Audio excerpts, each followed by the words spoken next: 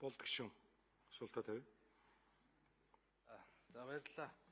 Тэгэхээр Иран руу мах гаргаж байгаа энэ асуудлыг мэдээлж байгаад баярлалаа. Бидэнд ч одоо мэдээлэл байдгүй шүү дээ. Ямарсан энэ асуудал ингээд ажил хэрэг болоо явж байгаа юм байна.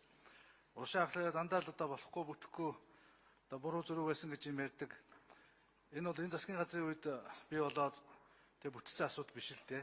Би маш сайн санаж байна. Ерөнхийлөгч айлчлалыг бид 12 онд зохион байгуулж ирсэн. Тэр үед гадаад харилцааны сайттай мөн олон сайд нартай уулзаж Монгол-Ираны хувьд худалдаа эдийн засгийн харилцааг дэмжих асуудлуудаар бол санал солилцоод тэгээд энэ дотор бол бас мах экспортын асуудал хоёр талаасаа бас тавиад дараа нь тэдний төлөөлөгчдийг одоо хүлээж авч ирсэн. За мөн манайхаас тэр үед хөдөө аж ахуйн сайд байсан Баттулга сайд энэ асуудлыг нэлээд шургуу хөөцөлж ирсэн юм аа.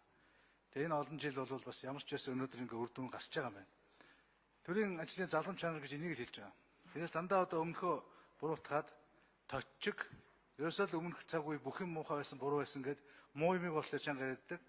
Ер нь бол өмнө хийгдсэн ажлыг бид хөгжүүлээд ийм амжилтанд хүрчлээ гэдэг ийм төрлийн ажлын ёсчуудаг байхгүй байгаа нь харамсалтай байгаа юм л да. Одоо бол саяны ерөнхийлөгчийн сонгуулийн эхний шат одоо маш тодорхой дүн тавьсан. Та бүхэн одоо өнөөдөр энэ олуулаа үг хэлээл өнөөдөр гинтхэн очир тараад энэ сэдвийг авч байгаа эзэн бодвол тэгэл өмнөх засгийн үеийн одоо сайн мөг ярих гэж л ийм зорилготой юм шиг байгаа юм л да. Гэхдээ энд бол одоо явахгүй нэ. Одоо бол батарей дууссан байна. Одоо энэ тийзээр орон нутгийн сонгуулийг авсан. Ерөнхийлөгчийн сонгуулийг бол авч чадахгүй. Ард түмэн маш тодорхой дүнгээ тавьсан. 30 хүрэхгүй хувийн саналыг өнөөдөр их байгчд өглөө. Тэгэхээр энэ жилийн та бүхний ажлын дүн одоо бол өмнөхийг ярихыг ард түмэн хүлээж авахгүй. Одоо та бүхэн өөрсдийнхээ хийсэн ажил, алдаа дутагдал, хийх ажил энэ бүгдийг бол ярих хэрэгтэй. Өнөөдөр их хурлаар ярьж байгаа асуудал гарч байгаа хуулиудаа харахад бол өмнө ярьж исэн одоо мөнгө байхгүй гэж хэлсэн бол өнөөдөр мөнгө байгаа юм байна. Дөнгөж сая бид нар цалинтай ээжийн хөтөлбөр 70 гаруй тэрбум баталчлаа. Тэгвэл яагаад хүүхдийн мөнгөийг өнөөдөр өгч болохгүй вэ? Хүүхдийн мөнгийг өнөөдөр өгөх мөнгө болцоо байгаа юм байна.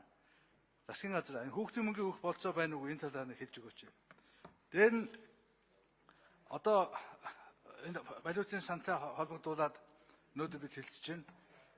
Дөнгөж сая олон улсын арга хэмжээнд дээр валютын сангийн төлөөлөгчтэй би уулзаж лавуулчлаа. Үнэхээр одоо энэ цалин тэтгэвэр нэмэх шийдвэрүүд гаргаж байна. Тэтгэврийн нас бууруулах шийдвэр гаргаж байна. Цалинтай ээжийн шийдвэр гаргаж байна. За энэ бүгд ингээд энэ хөтөлбөрт одоо тохиролцоонд чинь багтаж байгаа юм болж байгаа юм гэсэн яг одоо тохирсон одоо мэдээлэл авсан тийм асуудал алгал байна шүү дээ.